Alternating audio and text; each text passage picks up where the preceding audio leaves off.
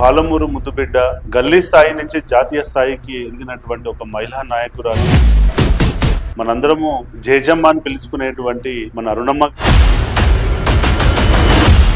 2004లో మీకు టికెట్ రాకుండా కొంతమంది కుట్రపూరితంగా ఇబ్బంది పెట్టారని చెప్పి మేము చాలా సందర్భాల్లో విన్నాం. అసలు ఎవరు మిమ్మల్ని ఇబ్బంది పెట్టారు? తండ్రికి కూతురికి ఎవరో ఒకరే మీరు డిసైడ్ చేసుకోండి అని. మీ కుటుంబంలో మీ ఫాదర్ని మీ బ్రదర్ని హత్య చేయడము జరిగింది.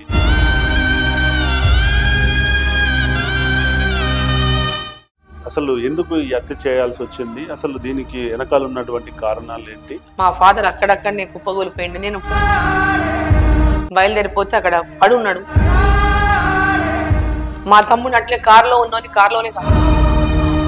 ఇంత త్యాగాలు చేసి మీరు వచ్చి ఇంత పోరాటాలు చేస్తున్నారు కానీ ఎందుకు వీళ్ళందరూ మిమ్మల్ని అణిచివేయాలని అహర్నిశలు ప్రయత్నిస్తున్నారు? నమస్తే మేడం. నమస్తే మా. 2004లో మీకు టికెట్ రాకుండా కొంతమంది కుట్రపూరితంగా ప్రవర్తించి మీకు మీ ఫాదర్కి టికెట్ రాకుండా మిమ్మల్ని ఇబ్బంది పెట్టారని చెప్పి మేము చాలా సందర్భాల్లో విన్నాం. అసలు ఎవరు మిమ్మల్ని ఇబ్బంది పెట్టారు? ఎందుకు మీకు టికెట్ రాకుండా చేశారు? దాని వెనకాల ఉన్నటువంటి కారణాలు చెప్పగలుగుతారు? చేస్తే మా ఫాదర్ 6 days మా ఫాదర్ కూడా అప్పుడు ఆయన కాంగ్రెస్ లో మేము కాంగ్రెస్ లోకి పోయినాం. జయపాల్ కూడా కాంగ్రెస్ లోకి వచ్చిండు, ఆయన కాంగ్రెస్ లోకి వచ్చిండు. సో ఆ తర్వాత ఆ రోజు ఆ 6 days లో నేను చాలా బలహీనం అయిపోయినా, చాలా ఇంకా బలహీనంగా ఉండేది. ఇప్పుడు బాగున్నా, అప్పుడు చాలా బలహీనంగా ఉండేది నేను. మా ఫాదర్ గా తండ్రిగా చాలా ఆరాటపడిండు ఆయన. అరే నా బిడ్డ ఏమైపోతుందో, 6 రోజులైంది, ఎవరు అడుగుతలేరు, పలకరిస్తలేరు, నా బిడ్డ చచ్చిపోతుంది అని కలెక్టర్ దగ్గర పోయి పెద్ద గొడవ చేసి మీరు వచ్చేది హామీ ఇస్తారా ఇవ్వరా, చంపేస్తారా అని చెప్పి పొద్దున ఆయన ఎమోషనల్ అయిపోయింది, బాగా ఎమోషనల్ అయిపోయి తెల్లవారుజామున 6వ రోజు తెల్లవారుజామున నన్ను లిఫ్ట్ చేసినారు, గవర్నమెంట్ హాస్పిటల్ తీసుకెళ్ళారు. సో అంత జరిగిన తర్వాత కూడా మహబూబ్నగర్ జిల్లాలో కాంగ్రెస్ పార్టీ పూర్తిగా ఆ ఉద్యమాలతోనే బలపడింది. అంత బలపడిన తర్వాత కూడా 2004లో నాకు టికెట్ ఇవ్వలేదు. ఎందుకంటే 1996లో మీ జయపాల్ రెడ్డి గారు మాట వినలేదని ఆ కోపంతో 2004లో నాకు టికెట్ ఇవ్వలేదు. రాజశేఖర రెడ్డి గారిని జోక్యం చేసుకోవద్దన్నారు. మేము పోయి అడుగుతా నా చేతులు కట్టేసినారని చెప్పారు ఆయన. అరుణమ్మా నా చేతులు కట్టేసిండ్రమ్మా, నువ్వు గెలుస్తావు, నీకు అన్యాయం జరుగుతుంది అని చెప్పింది ఆయన. అట్లా 2004లో ఇండిపెండెంట్ గా కంటెస్ట్ చేసినాను. మా ఫాదర్ కూడా ఇబ్బంది పెట్టిండు జయపాల్ రెడ్డి గారు. తండ్రి కూతురు, ఆయన పాలిటిక్స్ మా సంబంధమే లేదు. మేము ఆయన యాజ్ అ ఫాదర్ ఉండొచ్చు, ఆయన ఒక పొలిటికల్ గా ఉన్నారు, మా మామయ్యది ఇంకొక పొలిటికల్ కాబట్టి ఇక్కడ నుంచి అక్కడ కోడలుగా వెళ్ళాను. ఈయన నుంచి ఆయనకు రాలేదు రాజకీయం, ఆయన నుంచి ఈయనకు రాలేదు రాజకీయం. సో అయినప్పటికీ కూడా తండ్రికి కూతురికి ఎవరో ఒకరే మీరు డిసైడ్ చేసుకోండి అని మాట్లాడితే నేను ఇండిపెండెంట్ కంటెస్ట్ చేస్తా అని చెప్పి మా ఫాదర్ అది చివరి ఎలక్షన్ నేను పోటీ చేయను అని జయపాల్ రెడ్డి గారి దగ్గర అడుక్కునే పరిస్థితి కల్పించింది. మా ఫాదర్ కంటెస్ట్ చేసిండ్రు, నేను ఇండిపెండెంట్ కంటెస్ట్ చేసిన, ఇద్దరం గెలిచినాం. ఇద్దరం గెలిచిన తర్వాత అసెంబ్లీకి ఇద్దరం కలిసి అసెంబ్లీలో అడుగు పెట్టినాం. మీ కుటుంబంలో మీ ఫాదర్ని మీ బ్రదర్ని హత్య చేయడము జరిగింది. అసలు ఎందుకు ఈ హత్య చేయాల్సి వచ్చింది? అసలు దీనికి వెనకాల ఉన్నటువంటి కారణాలు ఏంటి? అసలు ఈ మీ కుటుంబాన్ని ఎందుకు టార్గెట్ చేశారు నక్సలైట్లు? ఆ రోజు 15th ఆగస్టు చనిపోయిన రోజు మేమంతా కూడా అఫీషియల్ ప్రోగ్రామ్స్ లో పార్టిసిపేట్ అవుతున్నాం. కొన్ని డిస్ట్రిబ్యూషన్స్ అని ఉంటే అవన్నీ చేసి జస్ట్ నేను ఇంటికి వచ్చిన బోన్ చేసిన చేయి కడుక్కొని ఇంకే బాత్రూమ్ లకు పోతుంటే టీవీలలో వచ్చిందని ఎంబడే మాకు నా దగ్గర ఉన్న గన్మెన్ మేడం ఇట్లా సెట్ లో సార్ మీద కాల్పులైన వస్తుందని చెప్పిన తర్వాత అది షాక్, ఒక నిమిషం షాక్ అయిపోయింది. ఎందుకంటే ఆ 1 week 10 days నుంచి వాళ్ళు వార్నింగ్స్ ఇస్తూనే ఉన్నారు నక్సలైట్స్, చంపేస్తామని. మా ఫాదర్ పేరు, మా భర్త పేరు, నా పేరు, గురునాథ్ రెడ్డి పేరు, చిన్నారెడ్డి పేరు, వీళ్ళ పేర్ల మీద చంపుతాం, ఎమ్మెల్యేని చంపుతామని వాళ్ళు ఓపెన్ గా స్టేట్మెంట్ ఇచ్చిండ్రు. టీవీలలో వచ్చింది, పేపర్లలో వచ్చింది, అంతా వచ్చింది. అదంతా జరిగిన తర్వాత అది ఆ 15th ఆగస్టు రోజు మా ఫాదరు నారాయణపేటలో ఒక ప్రోగ్రామ్ లో పాల్గొంటున్న సందర్భంగా కాల్పులు జరిపిండ్రు. ఆ కాల్పుల్లో 12 మంది చనిపోయినరు. మా ఫాదర్ అక్కడక్కడనే కుప్పగూలిపోయిండు. నేను ఫోన్ రాగానే ఇమ్మీడియట్ గా బయలుదేరిపోతే అక్కడ పడున్నాడు. మా తమ్ముడు అట్లే కారులో ఉన్నోని కారులోనే కాల్చేసిండు, అట్లే కారులో ఫైర్ చేసిండు.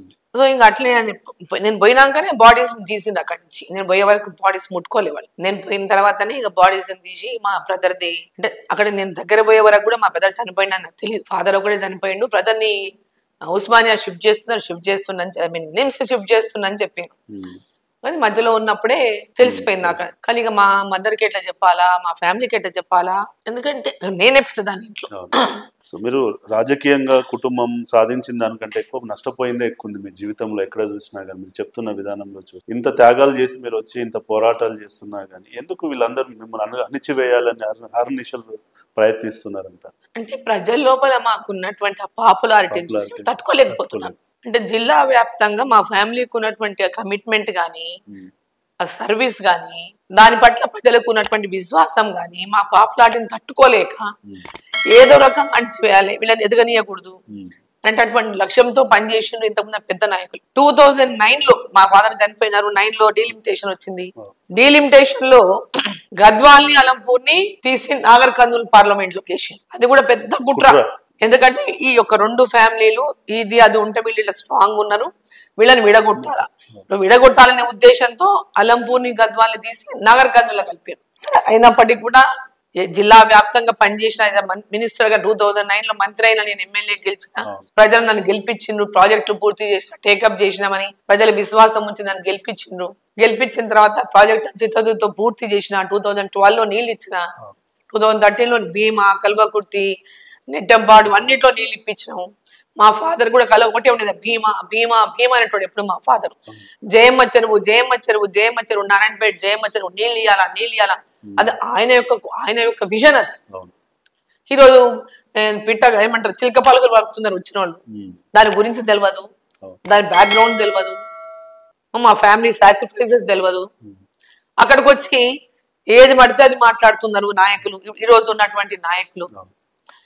అసలు జిల్లా కోసము పోరాట అంటే ఏ అభివృద్ధి చేసినా వీళ్ళ పాత్ర లేదు, వీళ్ళ త్యాగాలు లేవు, వీళ్ళ శ్రమ లేదు, ఏది లేదు.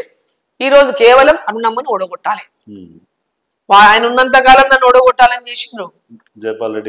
జైపాల్ రెడ్డి ఉన్నంత కాలం మమ్మల్ని అణచివేతనే, మా ఫాదర్ ని అణచివేసిండ్రు. మా తండ్రి అయితే ఎంత బాధపడిందంటే ఆ టికెట్ ఇవ్వకుండా ఇబ్బంది పెట్టిన రోజు నేను మా నాయన ఇద్దరం ఢిల్లీకి వెళ్ళాం. ఇప్పుడు 2004 టికెట్ కోసం మాకు ఒకరు ఫోన్ చేసిండ్రు, ఒక వెల్బిషర్ ఫోన్ చేసి, మీ ఇద్దరు టికెట్లు కట్ అవుతున్నాయి, జైపాల్ రెడ్డి దగ్గర పోకపోతే అన్నారు. ఎందుకు కట్ అవుతాయి, మేము ఇంత పని చేసినాం జిల్లాలో, మా ఎందుకు కట్ అయితే అన్న. లేదు లేదు, మీరు పోకపోతే టీఆర్ఎస్కి వెళ్ళిపోతున్నాయి అన్నాడు. సరే అని చెప్పేసి ఇక పోదామని నేను మా ఫాదర్ ఇద్దరం కలిసిపోయినాం. ఇద్దరం కలిసిపోతే జైపాల్ రెడ్డి గారు అంటారు, నీకు చాలా ఓవర్ కాన్ఫిడెన్స్ కదా నీకు టికెట్ వస్తుందని, నీకు చాలా ఓవర్ కాన్ఫిడెన్స్ కదా నీకు టికెట్ వస్తుందని, టీఆర్ఎస్ కి ఇవ్వాల్సి వస్తుంది, టీఆర్ఎస్ కు సీట్లు ఇవ్వాలా అంటే, నా సీట్ ఎందుకు ఇస్తావు మామా, మన జిల్లాలో టీఆర్ఎస్ లేదు, ఒక వార్డు మెంబర్ లేడు, ఈడెందుకు ఇస్తావు టీఆర్ఎస్ కు నువ్వు, మేము ఇన్ని పనులు చేసి జిల్లాలో కాంగ్రెస్ బలోపేతం చేసిందే మేము, ఇన్ని పోరాటాలు చేస్తే నువ్వు టీఆర్ఎస్ కి ఎట్లా ఇస్తావు, మన దగ్గర టీఆర్ఎస్ లేదు, ఎట్లా ఇస్తాను మీరు టీఆర్ఎస్ కి అని కొట్లాడితే, లేదు లేదు ఇయ్యాలి కదా అని చెప్పేసి ఆ కుట్రవన్నీ మా ఫాదర్ చాలా ఇబ్బంది పెట్టారు. మా ఫాదర్ కళ్ళ నీళ్లు పెట్టుకున్నాడు. సో అప్పటి నుంచి మా ఫ్యామిలీని అణచివేయడానికి జైపాల్ రెడ్డి గారు చేసిండ్రు. కల్వకుర్తిల ప్రమేయం పెద్ద ఎత్తున ఉన్నది మా యొక్క ఫ్యామిలీని కష్టాలు. ఇప్పుడు రేవంత్ రెడ్డి గారు వచ్చిండ్రు, జైపాల్ రెడ్డి గారు అల్లుడు, ఆయన కొడంగల్కి వచ్చిండ్రు, ముఖ్యమంత్రి అయ్యిండ్రు, మా ప్రాంతంలోనే ముఖ్యమంత్రి అయ్యిండ్రు. జైపాల్ రెడ్డి వచ్చిండ్రు, మా ప్రాంతంలోనే ఎంపీ అయ్యిండు, కేంద్ర మంత్రి అయ్యిండు. మేము గెలిపియాలా, వీళ్ళని పంపియాలా, వీళ్ళని పదవులు ఇవ్వాలా, మేము మమ్మల్ని అణచివేయించుకోవాలా. సో ఈ రోజు కూడా జైపాల్ రెడ్డి గారు సరే ఆయన ఏం చేసిండో ఇక ఆయన లేడనుకోవడం అయిపోయింది ధర్మం. కానీ ఆయన ఉన్నప్పుడు అదే రకమైనటువంటి ఒత్తిడి, ఆయన ఉన్నప్పుడు అదే రకమైనటువంటి అణచివేత, కాంగ్రెస్ పార్టీలో అందరేకమైపోయింది. చిన్నారెడ్డి, జైపాల్ రెడ్డి, ఇప్పుడున్న నాయకులంతా అందరేకమైపోయి డీకే అరుణని మాత్రం తొక్కేలపై. కానీ ప్రజలు నన్ను ఆదరించిండ్రు. వాళ్ళు ఎన్ని చేసినా కూడా ఇవాళ ప్రజల లోపల ఆదరణ ఉంది. ప్రజల లోపల ఆదరణ ఉన్నంతకాలం మేము సేవ చేస్తాం. ప్రజలు మమ్మల్ని వద్దన్న రోజు మా ఇంట్లో మేము ఉంటాం. అంతే తప్ప వీళ్ళు ఈ రోజు రేవంత్ రెడ్డి వచ్చి కుట్రలు బన్నుతున్నది, కుట్ర వాళ్ళు బన్నుతూ కల్వకుర్తిల కుట్ర ఇదంతా. ఇవాళ కల్వకుర్తి మొత్తం ఇవాళ కల్వకుర్తిలే మామూనాన్ని ఏలుతున్నారు. ఒక రకంగా చెప్పాలంటే వంశీచందర్ రెడ్డి కూడా ఇప్పుడు ఎన్ఎం శ్రీనివాస్ రెడ్డి కూడా మా కల్వకుర్తే. N M Srinivas Reddy head quarter Mahabubnagar కూడా కల్వకుర్తే. వాడిని గతంలో ఒకసారి ఎమ్మెల్యే చేసిండ్రు, మళ్ళీ ఇప్పుడు ఎమ్మెల్యేకి గెలిపించిండ్రు. అరే నేనెందుకు ఉండొద్దు భయ్, నేనెందుకు గెలవద్దు, నా ప్రజలు నన్నెందుకు గెలిపియొద్దు, వాళ్ళ ఆడబిడ్డను ఎందుకు గెలిపియొద్దు, వాళ్ళ కోసం ఇంత పని చేసేటటువంటి ఆమెని వాళ్ళు ఎందుకు గెలిపియొద్దు. కుట్ర మీరు బన్నుతున్నారు, డబ్బులతో నా కుట్రలు పండుతారు. మా దగ్గర డబ్బులు లేవు, మా దగ్గర పేరు తప్ప డబ్బులు లేవు. చాలా మంది చాలా రకాలుగా బద్నాం చేస్తారు. ఆ వ్యాపారాలు చేసిండు, వీళ్ళు ఈ వ్యాపారాలు చేసిండు, భరత్ సింహారెడ్డి ఇట్లా చేసిండు, అట్లా ఆయన వస్తాడు, ఈయన వస్తాడు, ఇదేదో చేసేస్తాడు. జిల్లాలో ఇప్పటిదాకా మాకు మేము ఎవ్వరికి ఏం చేసింది లేదు. కేవలం పడరానటువంటి శత్రువులు పుట్టించేటటువంటి మాటలు తప్ప మా వల్ల వేల కుటుంబాలు బాగుపడ్డే తప్ప ఏ కుటుంబం నష్టపోలే మా వల్ల. కొన్ని వందల కుటుంబాలు ఈ రోజు వాళ్ళ ఇళ్లలో ఇవాళ అన్ని రకాలుగా బాగున్నారంటే మా యొక్క సహాయ సహకారాలు ఉన్నాయి. పరసింహారెడ్డి సహాయ సహకారాలు ఎన్నో కుటుంబాలకు చేసిండు. తను 100 రూపాయలు సంపాదిస్తే 90 రూపాయలు సర్వీస్, 90 రూపాయలు ప్రజల కోసం ఖర్చు పెట్టింది. ఈ రోజు ఏదేదో మాట్లాడతారు, ఎవడంటే వాడే ఏమంటే అదే నోటికి వచ్చింది వరులుతుంటాడు. మాట్లాడితే బంగళ బంగళ అంటారు.